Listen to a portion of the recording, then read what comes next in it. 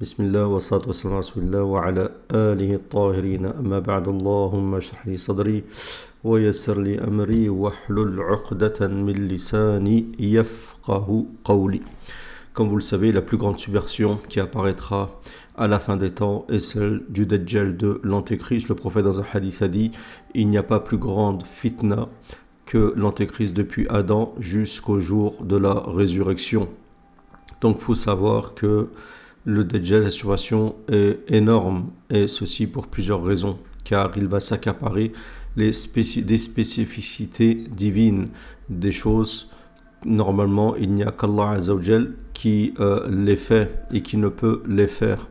Et parmi celles-ci, c'est le fait de descendre la pluie, et je vous démontrerai ceci par la suite avec des versets du Coran. Mais déjà, pour commencer, nous allons voir ce qu'est capable de faire la Chine. Comme je vous l'ai dit à plusieurs reprises, pour moi la Chine est un des rouages de l'eurasisme, et l'eurasisme est tout simplement le camp de l'Antéchrist. L'Antéchrist sortira des entrailles de l'eurasisme, du camp eurasiste. Et donc nous allons voir ce que fait la Chine lorsqu'elle a besoin de pluie.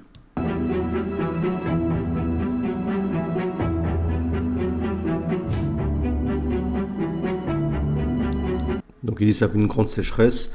Le pouvoir chinois va utiliser la technologie d'al-istimtar. L'istimtar, c'est le fait d'ensemencer les nuages afin de faire tomber tout simplement la pluie de manière artisanale et non pas naturelle.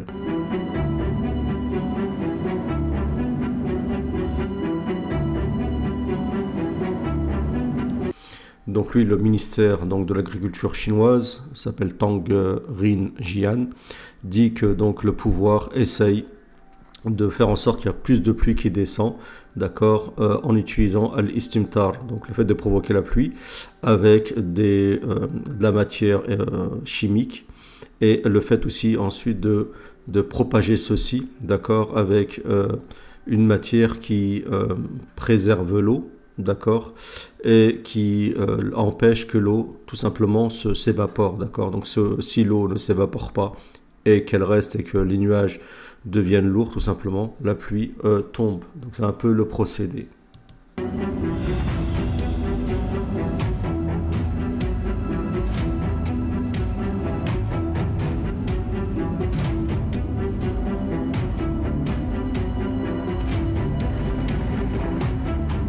Donc il y a deux méthodes pour faire tomber la pluie. Soit vous utilisez une poudre d'ensemencement, d'accord, on verra ce que contient essentiellement cette poudre, ou soit vous utilisez tout simplement des décharges électriques, d'accord, des décharges électriques un peu comme le ferait un éclair. Donc ils utilisent essentiellement la matière chimique qui est de l'iodide d'argent.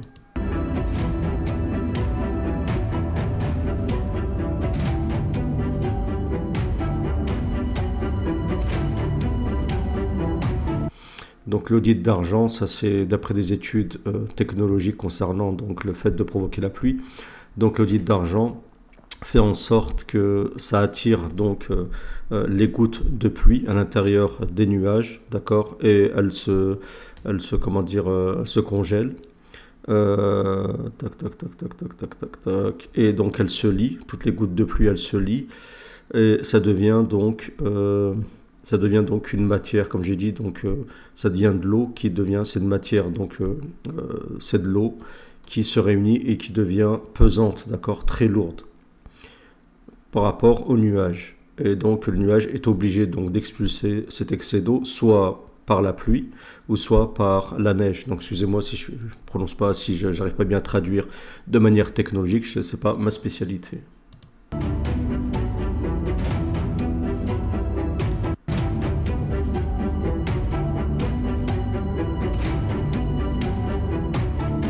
Donc, il dit que plusieurs États utilisent ceci. Comme vous savez, Dubaï, par exemple, est un des pays qui utilise ceci. Mais Dubaï est aussi un peu dans le camp aussi du Dajjal, d'accord. Ils ne sont pas non plus,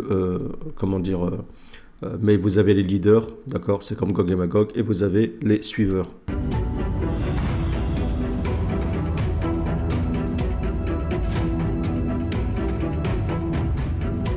Et pour confirmer ce que je suis en train de dire, c'est que le prophète a parlé de la tribu de Kelb vers la fin des temps, et le Mahdi, donc, comment dire, il y aura un butin de la tribu de Kelb, donc, dont le Mahdi s'accaparera vers la fin des temps.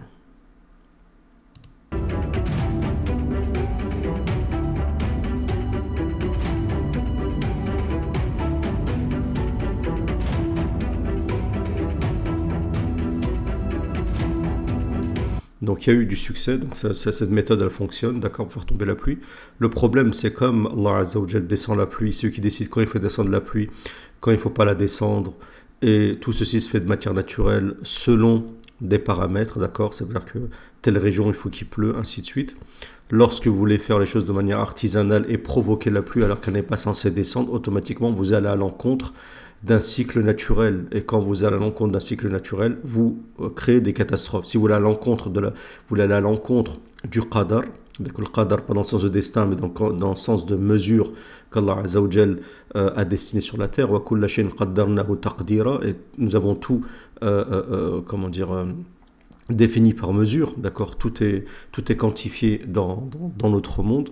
Automatiquement, vous allez à l'encontre de la décision divine, vous allez provoquer tout simplement des catastrophes. C'est pour ça qu'aujourd'hui, on voit qu'il y a des catastrophes climatiques à cause du fait que nous allons à l'encontre donc de cet équilibre qu'Allah Azza wa Jal a créé sur la terre.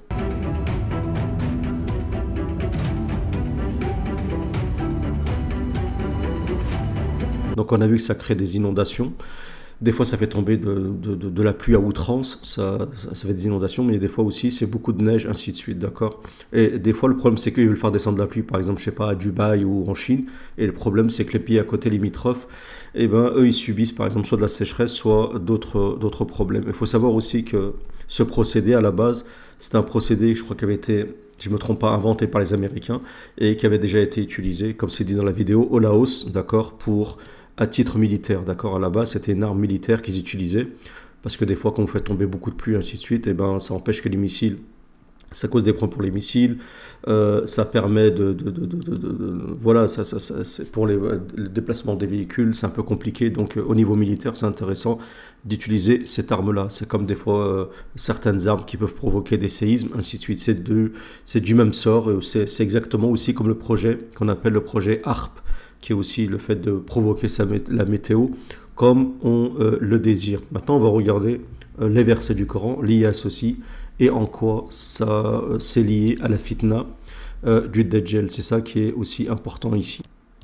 Alors déjà, vous avez le verset du Coran où Allah subhanahu wa ta'ala, qu'est-ce qu'il dit?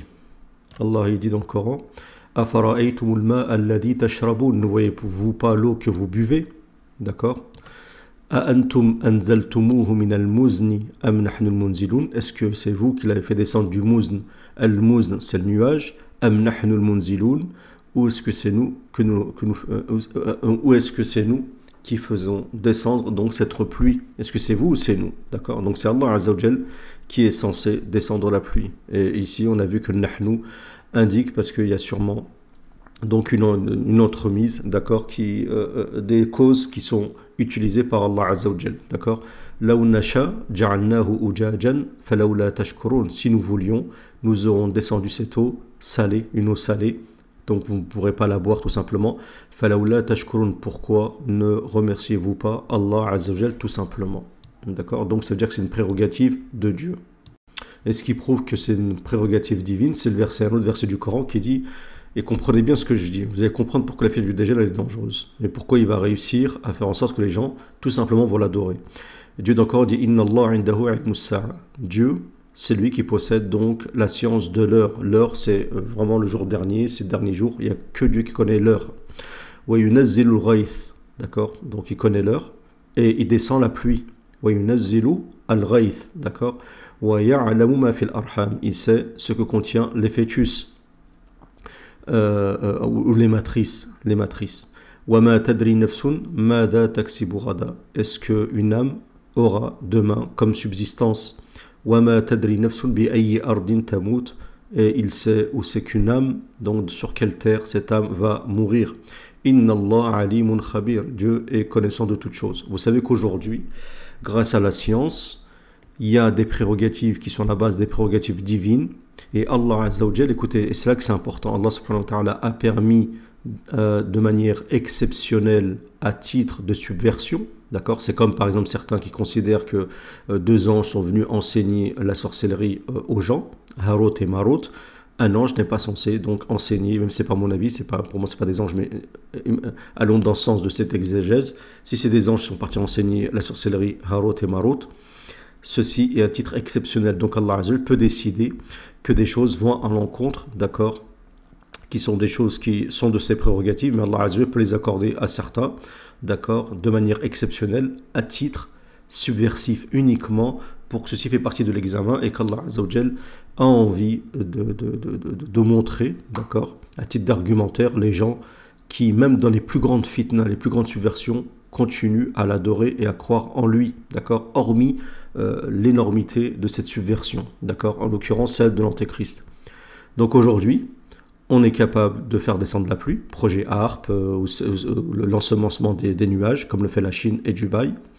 Le fait de savoir aujourd'hui, avec l'échographie et d'autres moyens, de savoir si c'est un garçon ou une fille à partir de certains mois, d'accord, donc ça c'est à la base une prérogative d'Allah Azza wa Jal. Il faut savoir que à l'époque, il n'y avait pas d'échographie, d'accord, à part certains biais.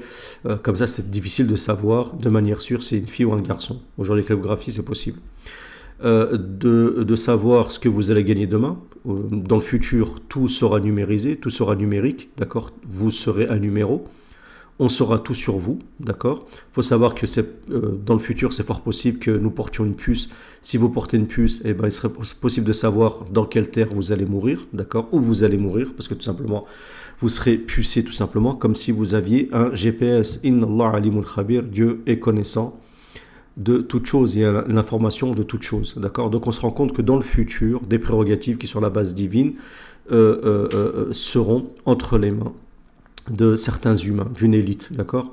Et ceci enlève toute ambiguïté, parce qu'à l'époque, je me rappelle que ça c'était difficile à comprendre, on se disait mais il n'y a qu'Allah qui fait ça, comment ça se fait que maintenant ils arrivent à savoir ce qu'il y a dans les matrices? Ça posait un gros problème à l'époque, on ne comprenait pas. Maintenant, aujourd'hui, on comprend que vous avez la généralité dans les textes et vous avez la spécificité, d'accord, ce qu'on appelle al-khas, ou al-makhsous, ou al-khosos, ainsi de suite, dans la science des bases, de fondement de la jurisprudence. Donc, c'est-à-dire que parfois, il est possible d'aller à l'encontre d'une généralité parce qu'Allah Azza wa Jal l'a décidé, d'accord. Donc, c'est-à-dire que, comme disait Omar ibn Khattab, je fuis d'un qadar vers un autre, d'accord. Donc, en fait, vous êtes toujours en réalité, même l'antéchrist, et en réalité dans le qadar, il nage dans le qadar, il ne peut pas sortir du qadar, parce qu'Allah Azza wa Jal qui a décidé de lui accorder ses prérogatives. C'est comme celui que l'antéchrist, vers la fin des temps, va tuer et faire ressusciter. Il dit, il va le faire ressusciter, yab'athuhu, d'accord, et il va lui dire maintenant, devant ses adeptes, est-ce que maintenant tu attestes que je suis ton Seigneur, je t'ai fait revivre, je t'ai fait mourir, je t'ai fait revivre. Mais ça, Allah Azza wa Jal n'accordera ce pouvoir à l'antéchrist qu'une seule fois, d'accord. Mais c'est quand même une des prérogatives d'Allah Azza wa Jal de faire mourir et de faire vivre. Inna Allah yuhyi wa yumit, d'accord. C'est même principal argument utilisé par Ibrahim alayhi salam vis-à-vis de An-Namrud, comme vous le savez, d'accord. Donc quand vous comprenez ça, qu'on est dans la spécificité, qu'on nage dans la spécificité, mais que cette spécificité, elle fait partie du destin d'Allah Azza wa Jal, qui a été décrété depuis longtemps, annoncé par tous les prophètes, puisque les prophètes ont dit à leur époque qu'il n'y aura pas une plus grande subversion que celle de l'Antéchrist. Vous comprenez qu'en fait, on est toujours dans le qadar, on est dans la décision divine, on ne sort pas de ça en réalité, d'accord. Mais si vous ne comprenez pas ça, vous allez vous faire avoir. L'antéchrist, il va venir et va dire, je suis votre Seigneur. Mais comment t'es notre Seigneur? Pourquoi on doit t'adorer?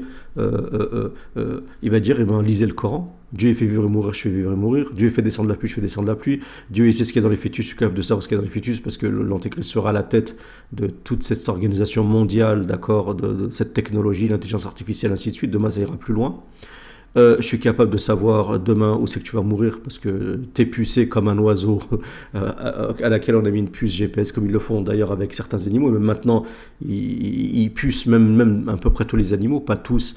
C'est pas un recensement total, absolu, mais partiel. Donc Dieu est connaissant de toutes choses. Donc il faut bien comprendre ceci. Cette question qu'on est aujourd'hui dans le caractère, on est dans un caractère exceptionnel, on est dans une spécificité. Si vous comprenez ça, on est dans le cadre de l'exception. il y a beaucoup d'ambiguïtés, Inch'Allah, qui tomberont. D'accord? Maintenant, on va revenir vers le hadith du prophète concernant l'antéchrist. Donc c'est un hadith de Ibn Majah, un long hadith où le prophète parle de l'antéchrist. Donc il dit ce que je vous ai dit.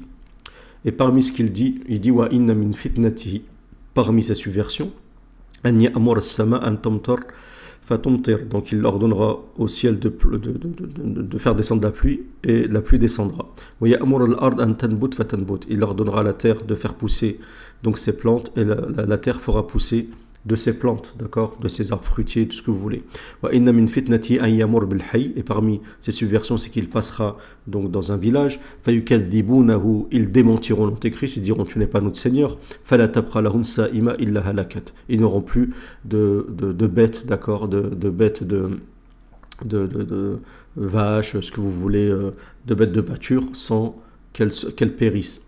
Parmi ces subversions aussi, c'est qu'il passe donc dans un village, eux vont croire en lui. Donc il va utiliser l'ensemencement des nuages, la pluie va descendre, il dira envoyez des nuages, parce que les nuages, vous comprenez bien que les nuages qu'Allah Azza wa Jalla a créés ne vont pas dans un endroit comme vous le voulez, comme l'antéchrist voudra, il sera obligé, il n'est pas non plus à la place de Dieu. Il faut bien comprendre que c'est l'antéchrist utilise en fait dans tout, que ce soit les arguments, sa puissance, elle repose sur une sorte de... C'est comme on dit que en fait le diable singe, d'accord, il copie. Donc c'est une sorte de contrefaçon, mais à l'aide de la technologie, d'accord, principalement à l'aide de la technologie, mais parfois aussi à l'aide des démons, à l'aide de la sorcellerie, ainsi de suite. Donc il dira aux nuages d'aller là-bas. C'est facile avec l'ensemencement des nuages. Donc la pluie va tomber, donc automatiquement les plantes vont pousser. Jusqu'à que les bêtes qui iront dans ces pâturages-là, iront brouter de cette herbe-là, elles seront plus grosses qu'elles ne l'étaient, tellement qu'elles mangeront. Elles seront plus grosses. Elles seront plus larges, d'accord, au niveau de leur, je sais pas si on dit les hanches ou ainsi de suite. Leurs mamelles seront bien, donc leurs mamelles seront bien remplies, d'accord. Il n'y aura pas, ensuite il dit, une parcelle de terre sans que l'antéchrist marchera sur cette parcelle de terre, à l'exception de la Mecque et Médine. Pourquoi la Mecque et Médine? Parce qu'actuellement, s'il veut s'y rendre, il peut s'y rendre, mais lorsque les anges descendront, ils ne pourront plus. Pourquoi? Les anges descendront à la Mecque et Médine, et lui ne pourra pas s'y rendre, parce que c'est lié à la vidéo que j'ai faite, qu'il faut regarder sur At-Tariq pour comprendre cette descendance, cette entremise angélique, d'accord, et du fait que des anges descendront, et c'est confirmé par le reste du hadith.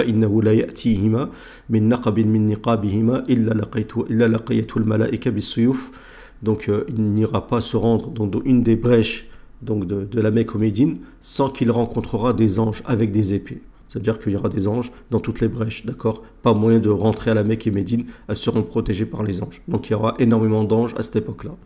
C'est pour ça qu'il faut bien comprendre qu'il y a actuellement des démons qui sont présents, ainsi qu'il y a des koffars, mais il y aura une époque où il y aura des anges. Et ce sera une aide qui sera sûrement précédée de la descente d'At-Tariq, qui est Tariq, cette comète, comme ça a été le cas de Adam lorsqu'il est descendu sur terre, avec la descente de la pierre noire. La pierre noire est sûrement les restes d'une comète, Wallahu a'lam, ou d'une météorite. C'est comme vous voulez. Donc voilà, j'espère donc que cette vidéo...